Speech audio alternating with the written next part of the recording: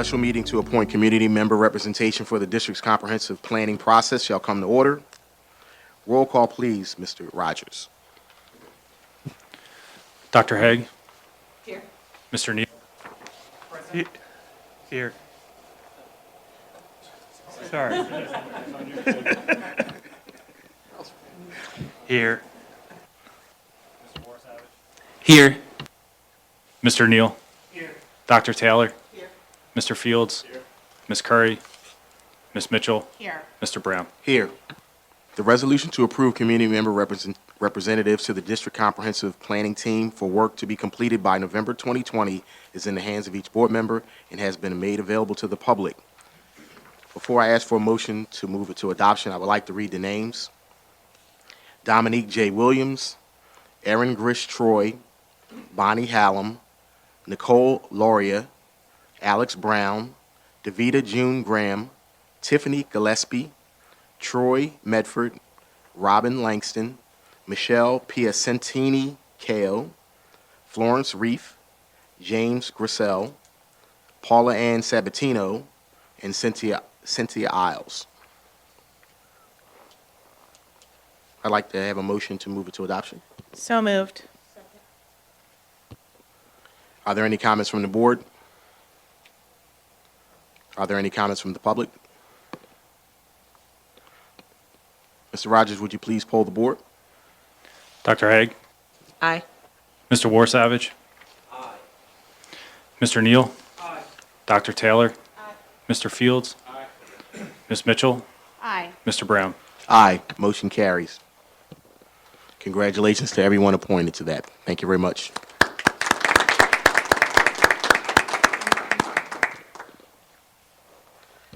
Okay, we're going to go right into the Education and Pupil Services Committee. Okay. I'd like to make a motion to adjourn this special meeting. Meeting adjourned. Now we'll begin the Education and Pupil Services Committee meeting. The meeting of the Education and Pupil Services Committee will please come to order. I've marked everyone present with the exception of Ms. Curry. Ms. Kelly and Mr. Marshalak, will you please begin with an overview of your agenda items? Good evening, everyone. Tonight we have two item agendas and including the policies as well. So the first item agenda is the district school improvement plans, which Mr. Salerno and Dr. Manfrey will be presenting. Good evening, everyone. We appreciate the opportunity to review with you the school level plans and answer any questions that you have. We are going to be providing just a general overview of the plans, and board members and public, the individual plans for each school were made available on board docs, and we will talk about how they will be amended and updated on the websites moving forward. The school improvement planning process, just a quick overview of the process for this. So this is something that under Dr. McGarry's leadership as the assistant superintendent, and I can speak to this personally as a building level administrator, the expectation has always been historically, for as long as I can remember in the Upper Darby School District, that we have school level plans for each school regardless of status, any sort of special designation from the state, which has changed through multiple different iterations over the years, from a school improvement school, or now we have a targeted school and improvement designation, or an additional targeted school and improvement designation, or even a CSI school.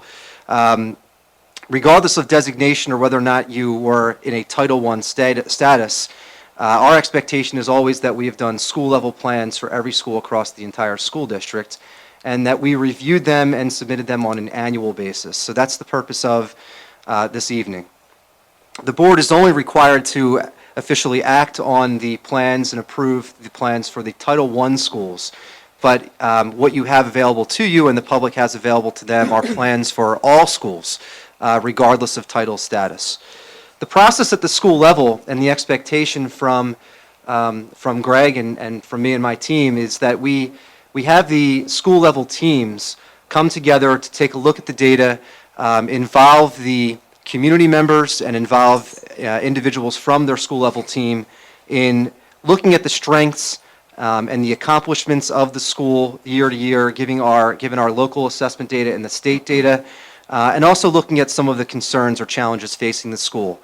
Given that information, they're then tasked with the expectation of identifying some overarching goals and then some strategies and implementation steps to be able to meet these challenges and to hopefully move the needle.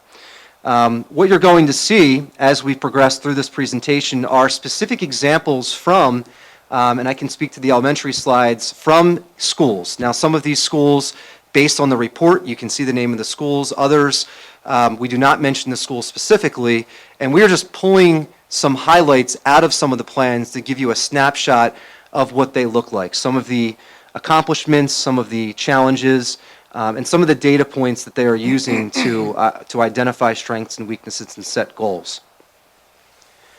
We're going to start with a sample elementary school accomplishment. So I want to be clear again that if you're reading this from the district perspective, we are not talking about all fourth grade students in the area of math and ELA. So this is an example from a school as listed in one of their areas of accomplishment using the online planning tool.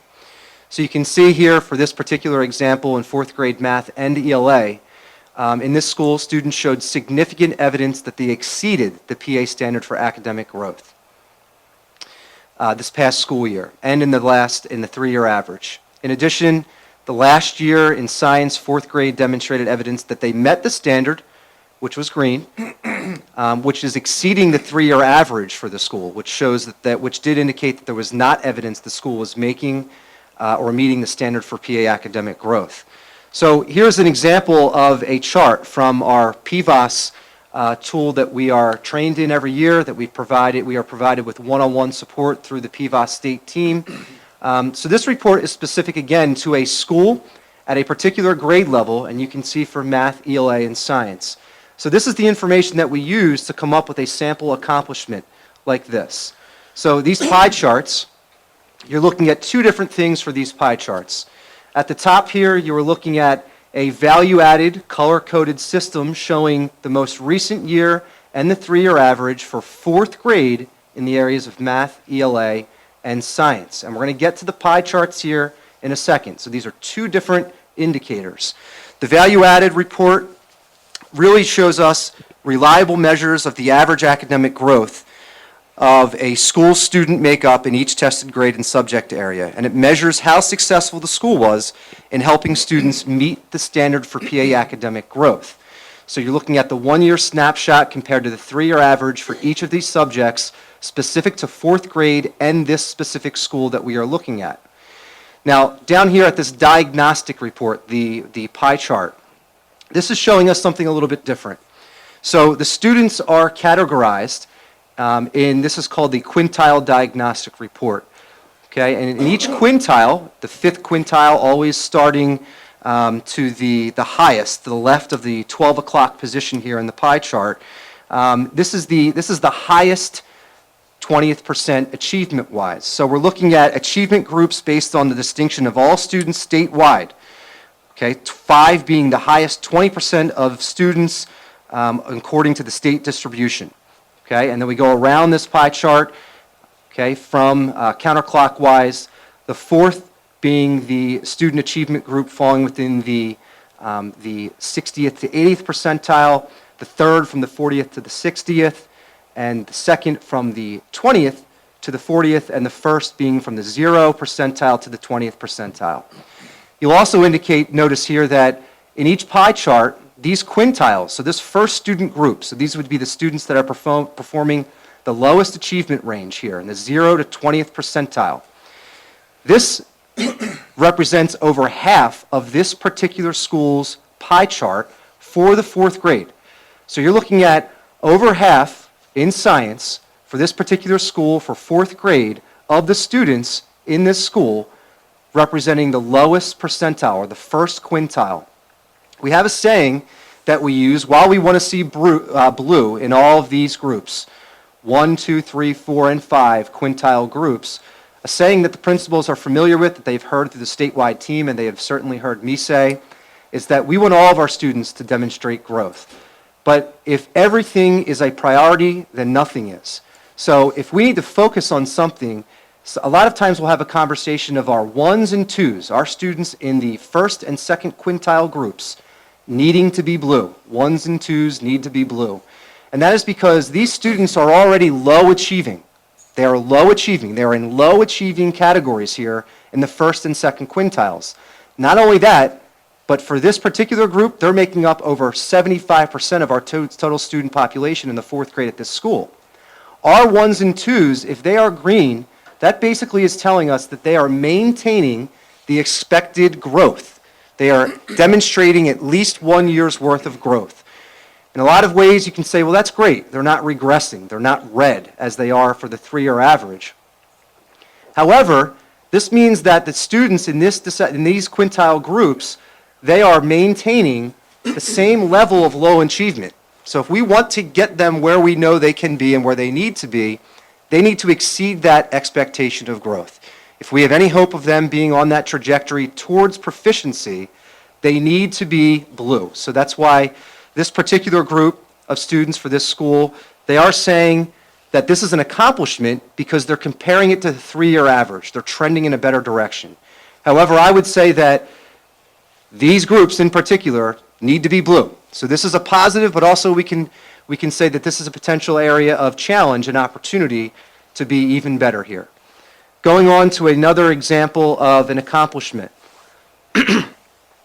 We are not just using the PVOS data indicated by the last slide in that example. In this particular example from a school, we are using the Future Ready PA Index, and they're indicating that 75.5% of the fourth graders earned a proficient or advanced score on the science PSSA. They're comparing that to the statewide average of 66%, or advanced by 9.5 percentage points. So they were outperforming the statewide average, and it's an improvement from the previous year's science achievement scores.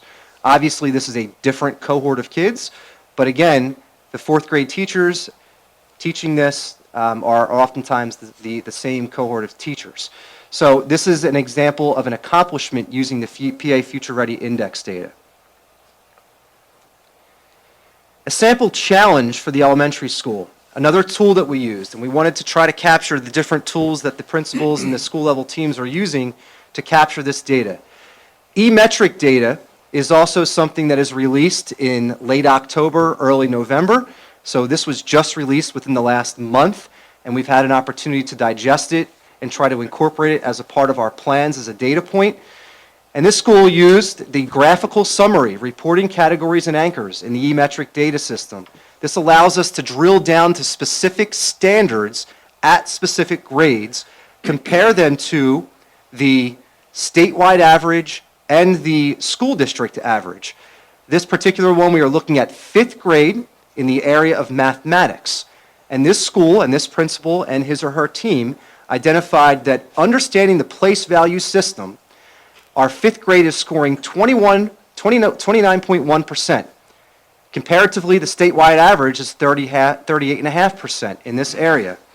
So they're looking at a chart like this in E-metric, which is comparing this school's percentile, the 29.1, to the district average of 28.2, to the statewide average, okay, of 37.7. Now, the statewide average is still pretty low in this area. This is the average percent of total possible points that have been achieved out of 100 possible percentage points, and we are lagging behind the statewide average, okay? So this is something that we can drill down very specifically to this particular strand of data and see and have a conversation with the 5th grade team at this school. Where are we missing the mark in terms of where does this happen in terms of the pacing of the curriculum? And clearly our students are not keeping pace with the school-wide or the statewide average when it comes to this particular data strand. Another sample elementary school challenge, we're talking about PSSA data. And I wanted to put this up here, really it was for Dr. McGarry. The reason I put this specific challenge up here, because we constantly hear him talk about achievement. And we're talking a lot about growth here, we're talking about individual strands of data, but the achievement data is very important, and there is no more important data point when it comes to student achievement than 3rd grade proficiency on the ELA or reading assessment. So this is a very important point here that 44.9% of third graders in this particular school were proficient or advanced on the ELA assessment, and only 34.1% of the students were proficient or advanced on the math assessment. So while we are certainly trending in a positive direction with respect to math and ELA, that we are exceeding the growth expectation for last year and the three-year average, and in looking at the specific quintiles of the students, the reason here that this is white is because the number of students that have to be in that category for it to qualify is 5. So that's why you're seeing that white gap there. But we are trending in a positive direction in terms of growing students. However, we'd be remiss in not pointing out that one of the challenges is certainly our achievement. And a lot of the schools have indicated that the achievement relative to third grade students being advanced or proficient on math and ELA is certainly a concern and something that we need to continue to work towards. For those that are new in the audience and newer board members that are not familiar with state testing, fourth grade at the elementary level is the only time a science assessment is given. And related to PVOS, the PVOS growth isn't just the science indicator, it takes into consideration math and the ELA score that goes into that growth indicator. So like the other subjects where you can take it in third, fourth, and fifth grade, the science score test only happens in fourth grade, and we're also taking into account the students' other tests that they've taken during that period of time. Good evening, everyone. Similar to the elementary school, at the secondary level, it's really a story about growth versus achievement. And I know that you've been hearing that story for several years. We are growing. What we are very good at in Upper Darby School District is growing our most struggling students. We are really good at moving below basic students to basic.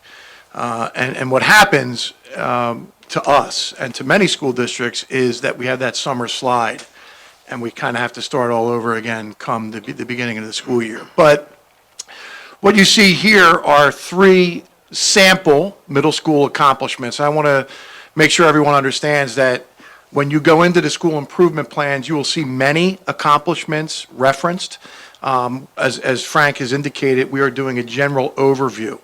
And, you know, some of the things that our middle schools are most proud of is that we are exceeding the standard for PA academic growth in English language arts and in science.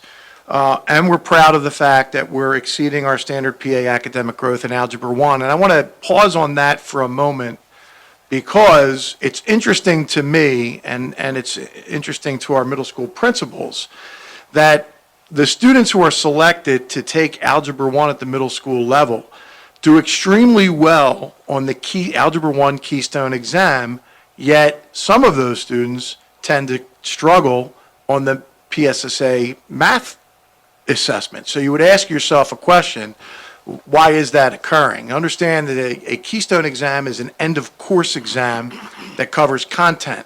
And the PSSA is based upon a group of standards that need to be covered within a curriculum.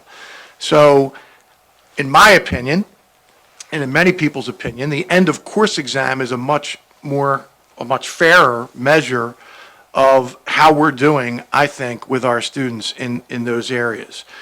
This is taken from the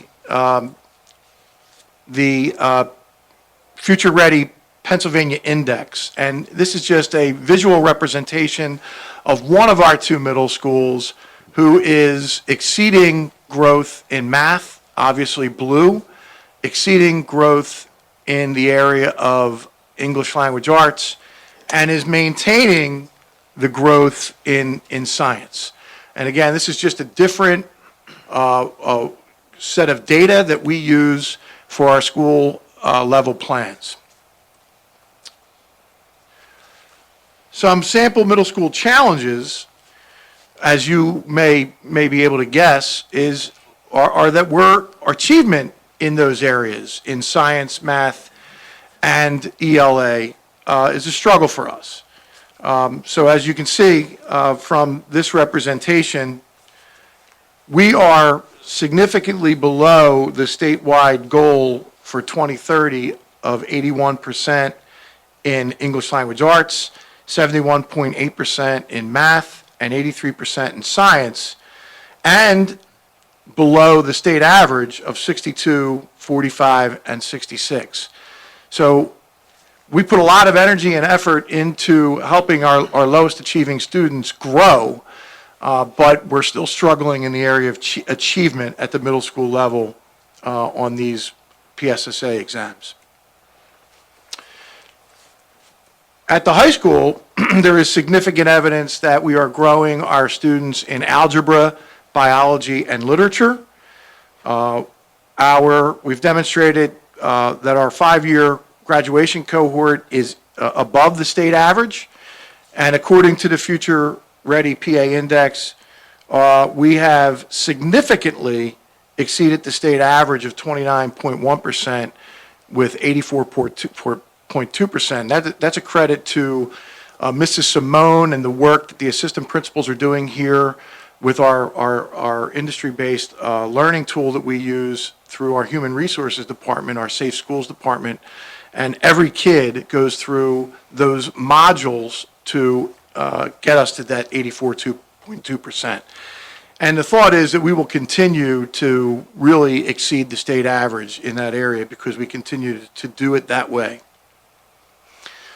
Again, this is a visual representation from the Future Ready PA Index from the high school perspective that we are exceeding growth, not just the state average, but the statewide growth standard very nicely at Upper Darby High School. Some of our challenges include that our high school's overall achievement score is below in literature, below in algebra, and below in biology. However, I would like to point out that not significantly below, at least in literature and in algebra. So the statewide average in literature is 62.1%, and we're at 60.1%.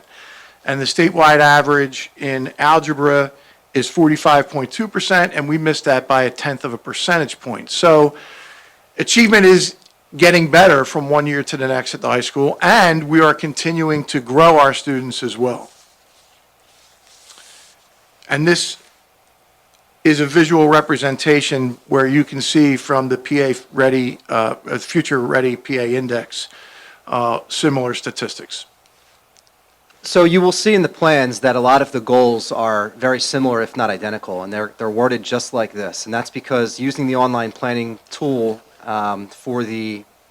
developed by the Pennsylvania Department of Education, it's a simple drop-down tool that you are then asked to align your challenges and your accomplishments to these goals, and specifically the challenges, and then develop strategies and implementation steps around them. You should see consistency from plan to plan, and that makes sense because a lot of the initiatives that we have are not specific to any one school. They are district-wide initiatives like trauma-informed care or the expectation of doing learning walks with a focus on the purpose of learning in the classroom. These are things that should kind of resonate throughout all of the plans, no matter which plan you look at, because these are district-wide expectations. The real focus is on instructional practices and strategies. That's where the rubber meets the road, and that's the expectation in terms of really being able to move the achievement and growth needle in a positive direction. I think it's important to note again that the data as it's released and the planning process, if I'm sitting where you are, maybe some people in the public, I'm questioning why it's the middle of December and we're approving a plan for this current school year, and we only have, about half of the school year left. And the unfortunate reality is it is somewhat awkward, and we're in a constant state of catch-up, because while we take the test, the state test, in the spring, we are not provided the results, the indication from the Future Ready PA Index, the PVOS specific or E-metric data that we have provided examples of, until late October, early November. We have an opportunity to then grapple with that data and then turn it into some sort of actionable steps. And what you have is a plan output by the middle of December, looking ahead throughout the rest of this school year. The silver lining in that is We have, and Christina's already presented on this, and we plan to present on this again in a few months once we have our winter data come in. We have tests that we are giving in NWEA, Measure of Academic Progress testing.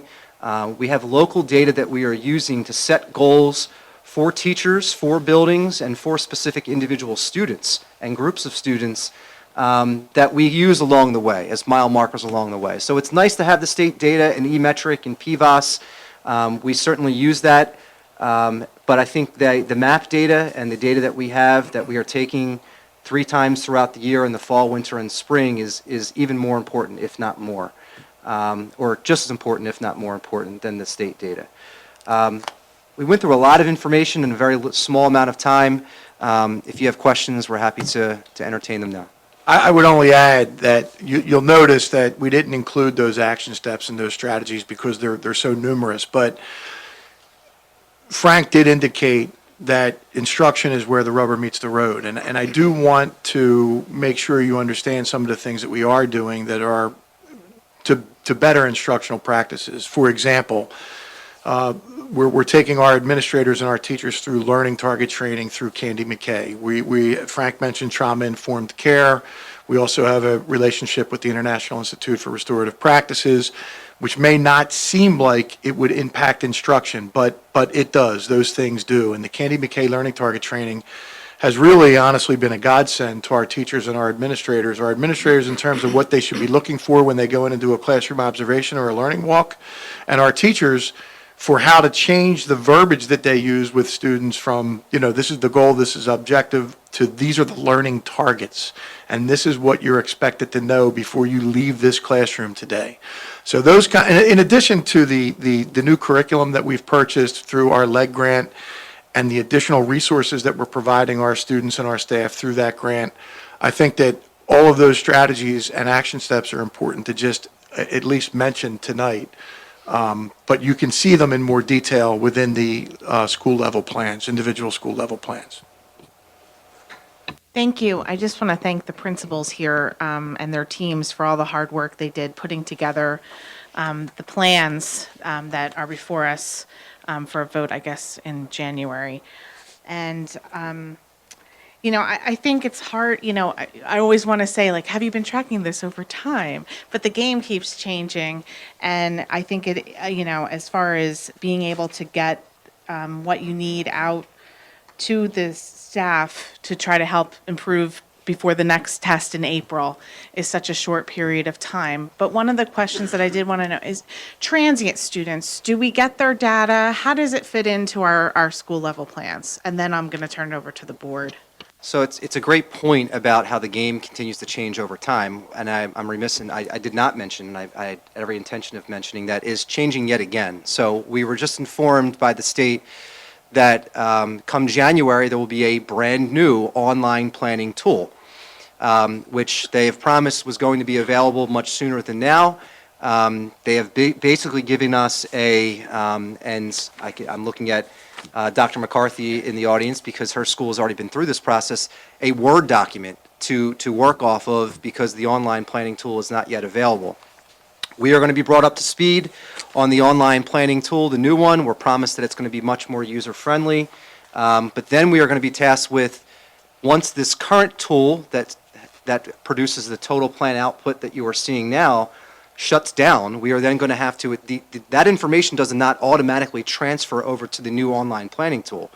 We then have to go in and manually enter in all this information again and receive some professional development around how to use it. So the game does continue to change. The encouraging news on that front is that they are moving towards a one school, one plan model. So regardless of any sort of TSI or ATSI designation, or being a title school or not being a title school, they are going to have one consistent date in terms of an expectation of a plan being due, and one tool that is being used for the plan, and that's it.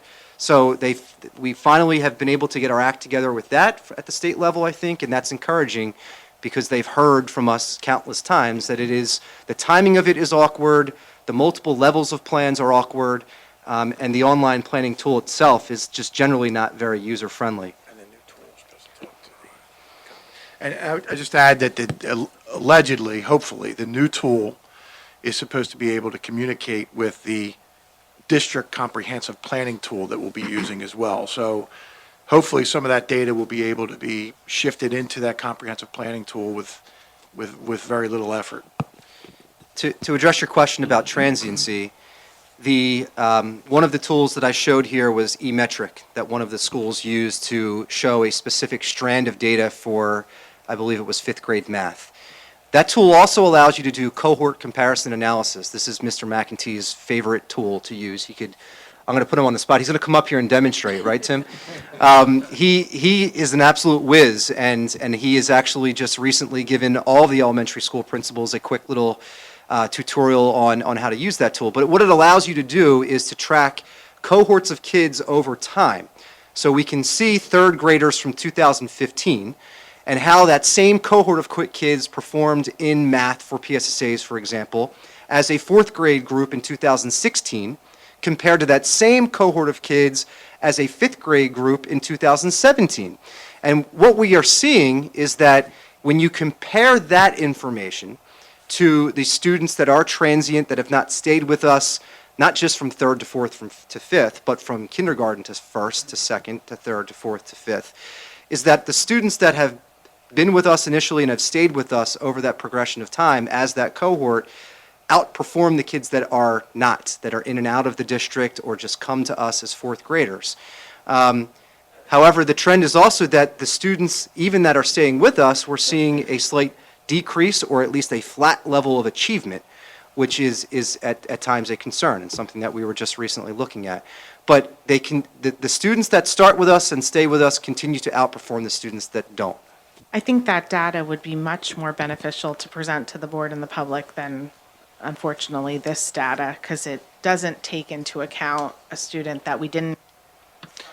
The plan is for when Mrs. Kelly presents NWEA data, you remember last year we presented NWEA data in March, that we can include that kind of data in that presentation. I would only add from the high school's perspective, and I'm looking at Dr. McGarry because I don't want to put out numbers that may have changed since the last time we've examined this, because for some reason eMetric doesn't provide us the ability to do this right now, what Mr. Salerno was talking about. But 2 or 3 years ago, we did an analysis of the number of students at the high school who are new to us at Upper Darby High School and have never set foot in an Upper Darby School District prior to coming to Upper Darby High School. And several years ago, 2-3 years ago, it was 40% of the high school population who had never set foot in an Upper Darby School District school prior to coming to Upper Darby High School.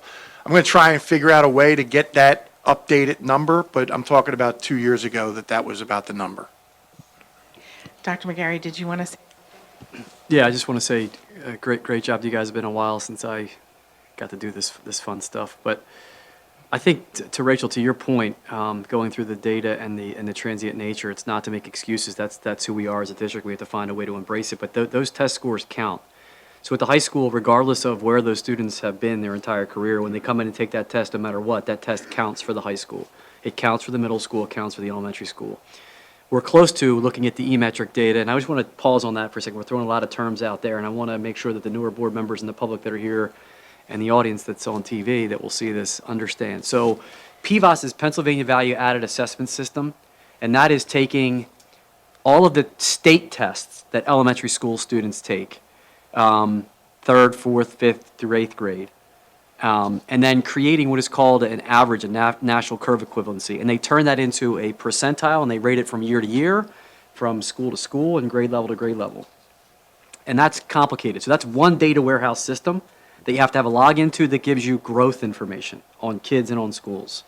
eMetric is a whole separate login and a whole separate data warehouse that is really about state testing achievement scores that allows us to do fancy things like tracking cohorts of kids from 3rd to 5th grade, from 3rd to 8th grade, but it doesn't do anything for you from kindergarten through 3rd grade. And that's a whole separate login and data warehouse that principals and these guys across the table have to log in and look at. NWEA is this Northwestern education where we are taking a nationally normed test, MAP testing, measure of academic progress, that we use that allows us to have kind of benchmarking and growth data and achievement data on a national level, not a state level, that we use as a school district, that also we can now give to the state as another indicator of our achievement. And we have other curriculum assessments and other reading assessments that we use that you have to go to different places to pull the information and to evaluate it. So it's very complicated information. It's even more complicated that you don't get it until now.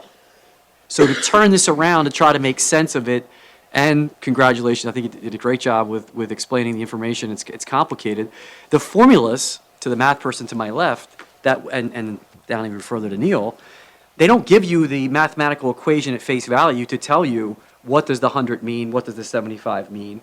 They don't give you that information. They simply tell you you're blue and you're 100, and then you can click on it and you can find which kids made it to blue and which kids didn't. And you can find the kids in that quintile will allow you to tell those students where they are, and then you've got to go through your curriculum and your other assessments to make those improvements. But when you're transient, and this goes to that pie chart that has the quintiles, that we have, and this is important for growth in its simplest terms. Upper Darby School District has students entering at a specific achievement level. Predominantly in Upper Darby School District, beginning in kindergarten, the vast majority of students entering the school district are far behind the state average and are far behind their peers. So our kindergarten deserves a tremendous amount of respect because they get the kids so close to being back to grade level, and then the summer hits and they're about 2 or 3 weeks shy of where they need to be. And then it starts over again because in school districts like ours, the summer slide hits, it's research proven, every 2 weeks or 3 weeks out of school, regression starts to happen. So it's like they start over again in September. It's a lot of work to be a teacher in the school district. Add to the fact that from kindergarten, as Dr. Manfred was saying, from kindergarten to 3rd grade, it's about 900 kids in each cohort. 30% of those kids are different in 3rd grade than in kindergarten. If you take 900 kids in 8th grade, it's statistically about 30 to 40% of the 900 kids that are in 8th grade, right, were not with us in 6th grade, or were not with us in kindergarten. So the school district is having to start over and over and over again. And then when they are moving students into that achievement area, they get a large portion of kids coming in the school district from other local school districts, not their fault, who haven't had the resources or the supports, that are behind. And by the way, when you miss it in 3rd grade, all the research shows trying to change that achievement level after 3rd grade is pretty difficult. So this could also be a soundbite why, while the funding of public schools is so important, especially up until a certain grade point, and I appreciate you throwing the 3rd grade caveat out there, because if you don't hit that mile marker by 3rd grade, and you're surrounded by districts who are underfunded, not getting the supports that they need, it becomes very difficult to shift to the achievement level when those prerequisite skills are so far behind. In particular in math, you'll see one of the questions could be, okay, we saw some growth here. Well, if there were only 3 questions in a particular math skill at a grade level, and you got 1 out of 3, and that now becomes 6 questions at another grade level, you become exposed, for lack of a better term, and the achievement drops because you were only able to master certain skills. And that teacher in certain schools in the district can only get to you a little bit compared to the other students who don't know place value. When you think about it, don't know place value. That's alarming. It should be alarming. So we have to do a lot of front-end work. Our teachers deserve a tremendous amount of credit, as do the principals, that students at their beginning achievement level are better at the end of the year than when they started. A substantial number of students finish the year at a far better place academically than when we started. And the celebration is growth matters. And I know that I talk about achievement, it matters too, because it's staring us in the face that the achievement isn't where it needs to be. I think it needs an explanation that the trauma kids go through, the transient nature of moving from place to place and house to house, leaving the country and coming back, we are one of the few places around that has that substantial transient nature, and that has a significant impact on student achievement. And if we're going to rely on just a test score, by the way, these plans, we do a lot of work as a school district putting in things like the whole child focus. These plans only care about one thing at the state: reading, math, and science scores improving and attendance improving.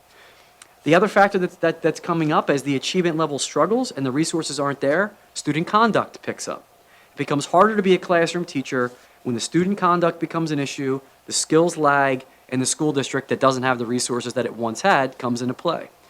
We used to have a significantly higher number of specialists in reading and other subject areas helping the school district, and we no longer have those same resources. So your question about transient nature is a very complicated process, and we can certainly provide an update with the data that we have to, again, provide an update on that.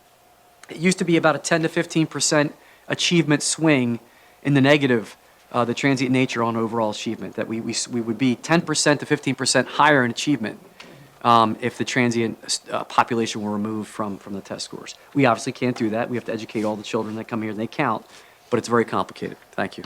Thank you, Dr. McGarry. Are there any questions from the board?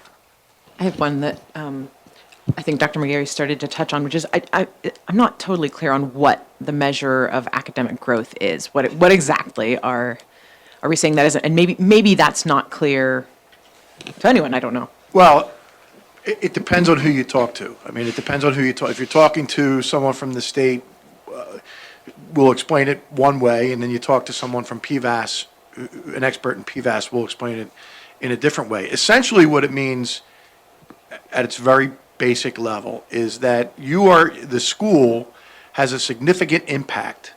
And it says this when you hover over the questionnaire on the PA Future Ready Index. The school has there's evidence that the school has a significant impact on the student's ability to grow. It does not mean that every single kid in the school is growing, demonstrating growth, but it means that a number of students compared to the state is far exceeding the average growth across the state. I don't know if that made sense or not. Like the number of students or the percentage of students who are moving from one quintile to the next, something like that? Correct. For example, Dr. McGarry touched on this. We've become a school district that is excellent at moving below basic students to basic. Right? And a lot of, as this visual demonstrates, a lot of our students are below basic. So we've become tremendous at being able to move those students to the basic level. And because that's such a large number of students, that is why there's significant evidence that we're growing our children. Yeah, and a little bit more complicated is that on a scale of 0 to 100, proficiency in the state of Pennsylvania is like the 50th percentile. And each year when they take the test, they reset it. If we all run a mile and you score a certain way, but you're the top, you're obviously in the higher percentile than the average of us who may take 8 minutes to run, 8 minutes and 30 seconds. But what they then do is they take the average scores on it and they turn it into which is called a national curve equivalency. So in third grade, proficiency might be 1325. How many kids scored 1325 or higher? And then they calculate that into 45.2. They don't give us that formula. They don't tell us what that looks like. And then they compare that to the next year. Did you go up 45.8? If you stayed 45.2, you're yellow, you're kind of maintaining it. In order to get green or blue, you have to get significantly higher, 2.2 or 2.3 above that national curve equivalency. And that's the mathematics behind what they're saying is growth. The problem in this is, it's even more complicated than that they take 1 year snapshot in one tool, which used to be the school performance profile, which we still have to use for evaluating teachers. And then this is the new report card that they take the 1 year snapshot average that compares your beginning entering achievement level and then how much you grew, how much better you did at the end when you took the test, and that's where the growth comes in on these graphs. So I just want to, again, since you brought this up, point this out. Over the last 3 or 4 years, it's gone like this. No Child Left Behind, AYP. If you have 40 of a type of student, you get a category or a subgroup. That went away, it went down to 10. That became, under ESSA, ESEA, we're going to create a new category, and we're going to create the school performance profile.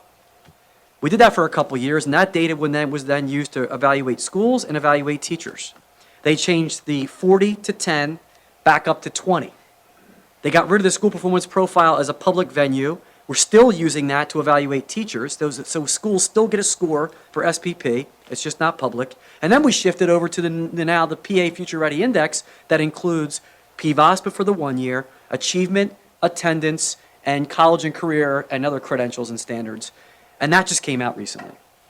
So if you're an educator trying to keep up with this data and follow it, it's tremendously complicated that when you try to learn just what PVOS means, there's all new data and all new tools. And I was pointing out to Mr. Brown just a minute ago, if you look at the graph that Greg put up there, the goal in 2014 used to be 100% of the students reaching achievement.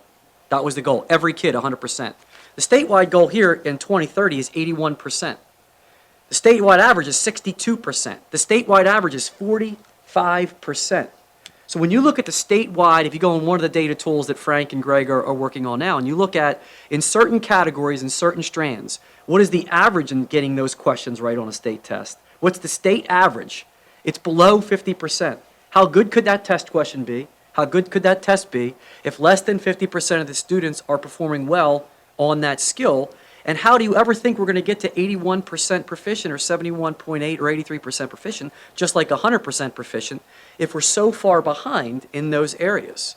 It speaks to a lack of resources, I think, and a lack of reality. Oh, by the way, Ms. Haig, we shifted the standards overnight. We changed the tests. We got rid of writing. We embedded this test. So the game keeps changing. And the other point is, if I want to find out what the test question was that those kids didn't do well on, the wording of it, the language of it, guess what we can't do? We can't see that. So we don't know specifically. We might know the strand, but the wording for our kids, that's why reading is so important. The way that they word the questions and the background knowledge is complicated for kids just to get the math versus I can do the simple math. But when you ask it the way that you ask it, it complicates my ability to show you my mathematical skills, and it's now also a test of reading and not just math. Yeah, I think you mentioned this earlier. I just wanted to get clarification. I wanted to make sure my fellow board members and the public understood. For the school improvement plans, you mentioned that we do it for all schools, and really the Department of Education only requires it for Title I schools, but we've been proactive and we've always done it for all schools. I just wanted to make sure, is that accurate? Yes, and what we're finding is now with as the game continues to change, we are ahead of the schools that are around us in these meetings because they're starting from scratch. And we have the plans, and we've gone through this process for many years. So it's been very helpful to have that advantage in a lot of ways. Thank you for that work. Thank you. Any other question, David? Yeah, I have a few follow-ups. First, if you go to other districts, that's billable hours, I think, and you can bring a little money into our district. But thank you, Mr. Solana and Dr. Manfrey, for presenting that information. I had an eventful weekend of reading these reports, and I found a few cases where the information was outdated, where the 2018-2019 information is not yet in there. Is that because of the new plan system, and are we waiting for that to be implemented before we actually update these plans?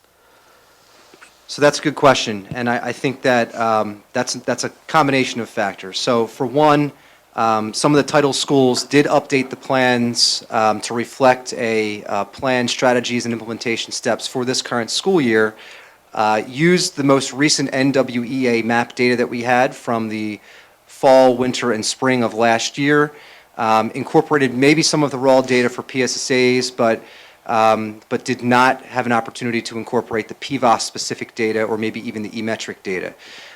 So one of the things that we wanted to mention and we forgot to mention, and that just triggered it, is that because we're approving the plans doesn't mean that we are not going to continue to update and change them and amend them throughout the year. As we get winter map results, as they continue to digest the data that just became available that Dr. McGarry mentioned, the expectation is that they're going to continue to meet with their teams and track the progress of these strategies and implementation steps and update the data. So if there are schools that do not have as much data updated, that is the expectation moving forward, that they will be updated, and that we will continue to post the most current version of the plans on the school's website, so it's there for public consumption. But just know that some of those plans will change and will continue to change and are going to be possibly a little bit different than the plans that are being approved tonight based on some of the updates that are being made throughout the year.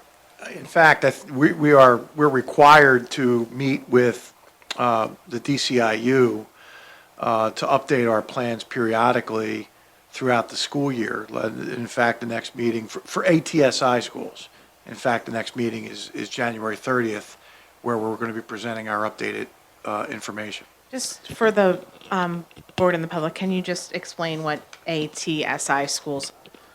And also, what schools are you referencing? ATSI stands for Assisted Targeted School Improvement Schools. They are Title I schools who have been identified for various reasons by the state for school improvement. And our ATSI schools are Kelly Elementary School and Beverly Hills Middle School. The last comment I had, so I focused on Charles Kelly, because that was one of the designated schools you had mentioned. And, parental involvement, I think, is important across the entire district. And one of the priority statements, number 3, involves parental involvement.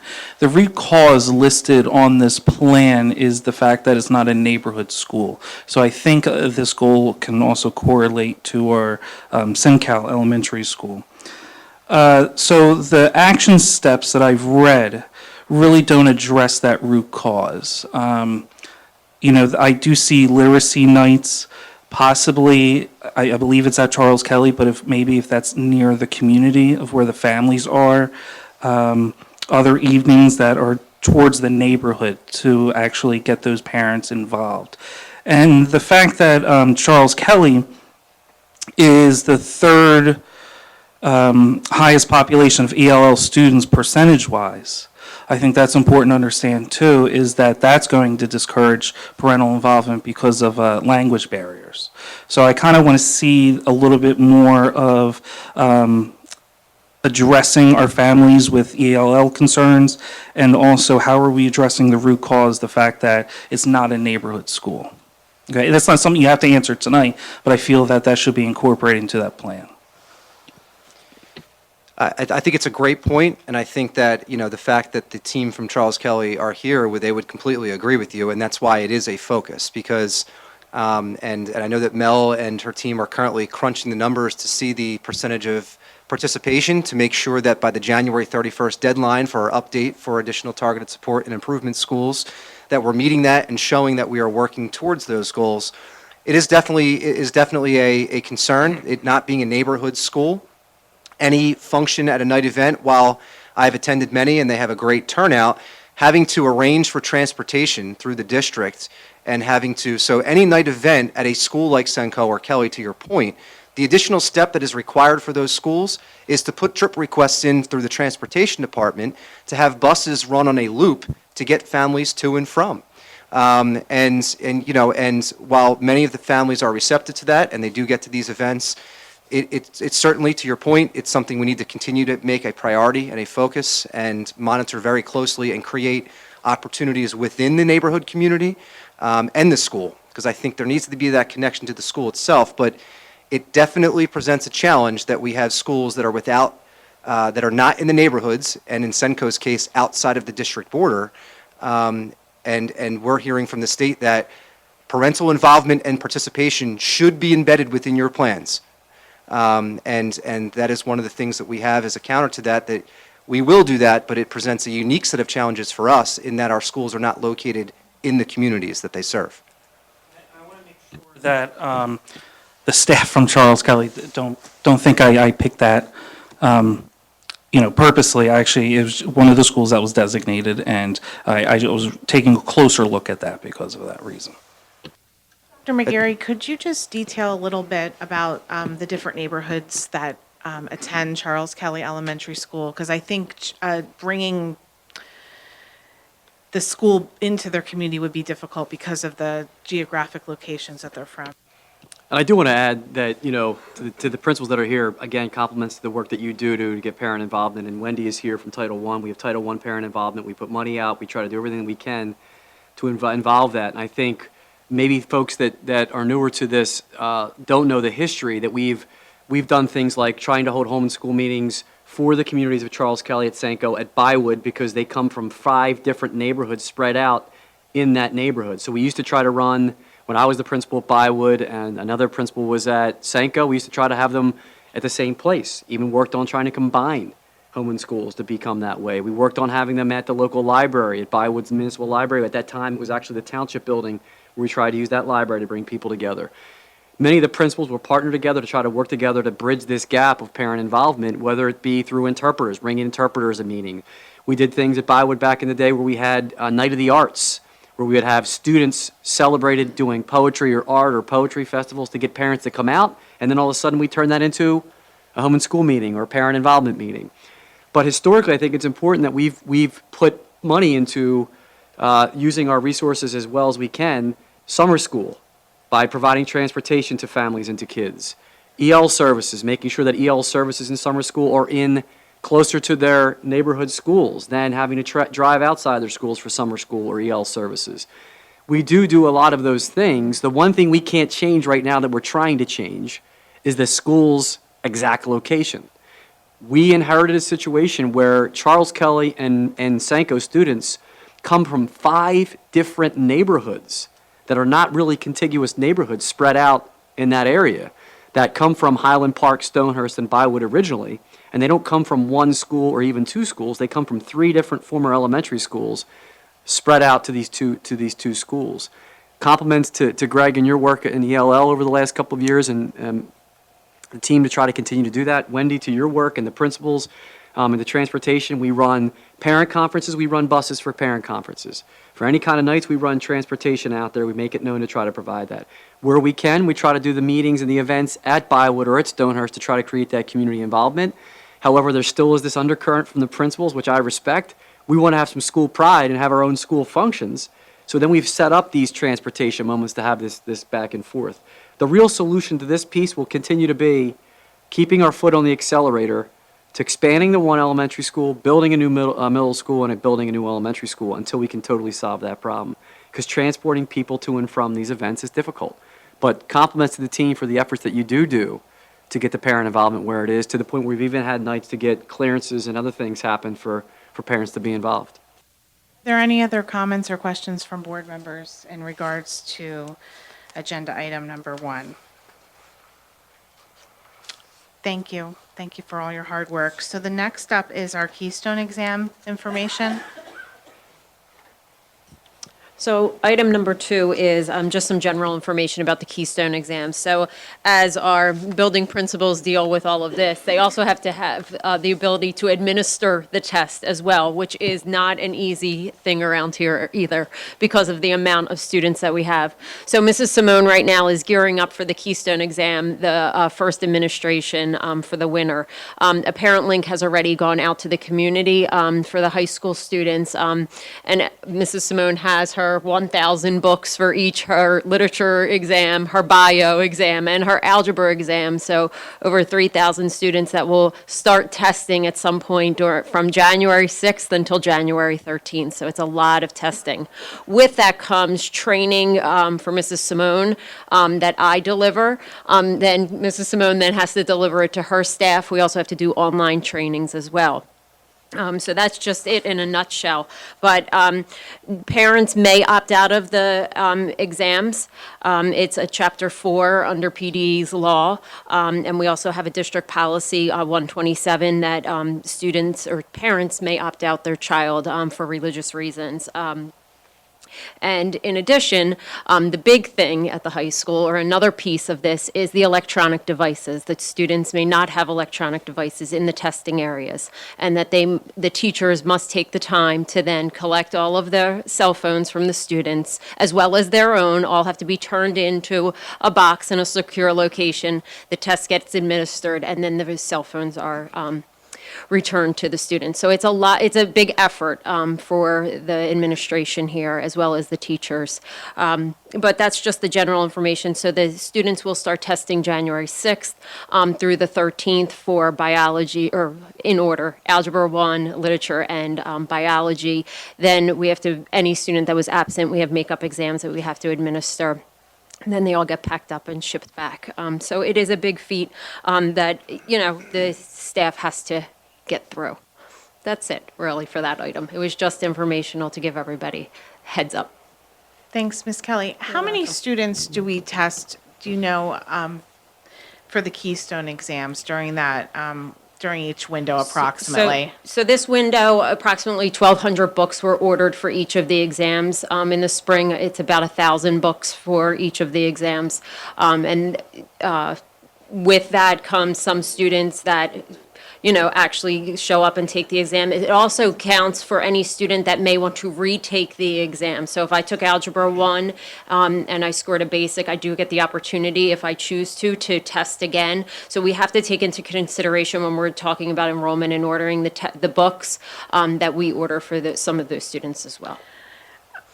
How do you remember how many years ago we started testing for Keystone exams? Maybe Dr. McGarry knows.